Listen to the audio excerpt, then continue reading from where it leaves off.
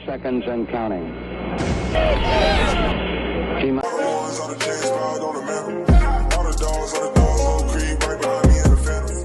Hey, what's good, yo? Welcome back to another video. It's Anish, and I'm joined with Roman. And today we're going to be discussing the possibility of the Texans trading for Saquon Barkley. And before we begin, be sure to hit the subscribe button down below for more videos like this, more Texans content. And without further ado, let's get back to the video. And so, it's rumored around the league that there's growing sentiment that Saquon Barkley won't be a New York Giant for much longer, and it seems like the Giants are looking for apparently a mid-round pick, and so that could possibly be a third or fourth round pick. And the Giants GM said they're open to trading any player. And so with Barkley, obviously you have to consider the injury risk that he brings. But Rowan, would you be for or against, say the Texans traded like their third round pick for Saquon? Would you be for it or against it? Yeah, I would definitely be for trading for Saquon Barkley, especially that the price wouldn't be like too much. As you said, it would be like maybe around a mid-round pick, something like that. Some positives for trading for Saquon: it's a high risk, low reward, of course. Mid-round pick. I mean, what's the worst? It's just a mid-round pick. It could take pressure off of Davis Mills and the other wide receivers. He's basically, he could be your own slot wide receiver if you put him in the slot, something like that. It can also let us take a running back late in the draft. Like, of course, Kyren Williams, he didn't have the best combines. Maybe we could let us grab Kyren like in the 6th or something like that while having Saquon. So we could have Saquon, Kyren, and then, of course, Burkhead as that special teams guy.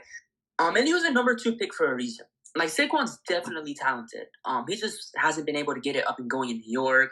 Of course, injuries. Of course, that offensive line play was horrible. Not having a quarterback also kind of hurts the running game. But yeah, I would definitely be for trading for Saquon.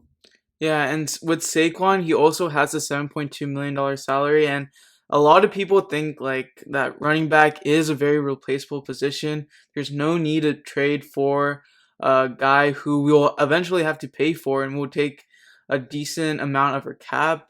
And especially with that injury history, it's just like there's so many like variables at play. But with Saquon, like as far as like against trading him, like his downfall or flaws in New York aren't solely attributed to the line play, because after like getting injured, he's kind of been looking to avoid contact or injury, and he's kind of been like a boom or bust type of running back in terms like he either tries to go for a touchdown every time, trying to make plays on his own, like kind of like hero ball in a way.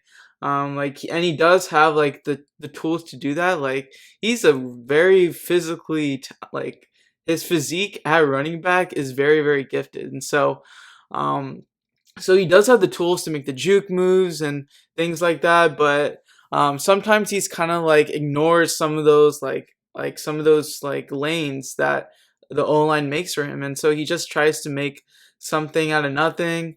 And like he kind of creates those situations for himself. So maybe it's more of a mindset thing, like a tunnel vision thing, where Saquon's just kind of like being his own worst enemy in terms of like just like not seeing like the bigger picture sometimes.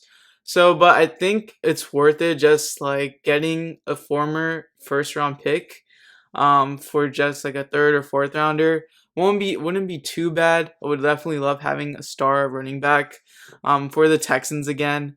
But like there's the argument for not trading for him is pretty valid as well. And so you also have to consider, like I said, the injury history, the contract, and things like that. So yeah, do you have any final thoughts on Barkley? Yeah, going back to the injury thing and the contract, I feel like Saquon Barkley would be very, I guess, open to taking a cheaper deal, considering he probably wouldn't get too much in the open market. Like, if he were a free agent this offseason, he really wouldn't get anywhere where he would expect. Like, he would probably want close to maybe $10 million a year or something like that. I don't know. And he would definitely not get anywhere close to that. Maybe definitely probably more than that what he would want. But he wouldn't get anything close to that. So we have to settle for much cheaper than that. So I feel like that could come into play. And then also, I mean, I guess a change of scenery could definitely help a player like that. But yeah, I agree. There's some very valid reasons not to trade. Yeah, and as far as like the O line play, like our O line wasn't as good at the running game, like compared to the Giants either. So, unless the Texans say they do trade Watson, they get like Burns and like someone in the secondary like Horn or Chin. Then would the Texans be inclined to go with offensive linemen at three? Maybe draft like Neil or Ikem Ekwonu at three, like get someone at guard, or we either trade back and get someone like Linderbaum or Kenyon Green or someone like that, some interior offensive line help if we're not trading for Tunsil. But I think that would also go a long way, say if that were the case. So yeah, those are my thoughts on potentially getting Saquon.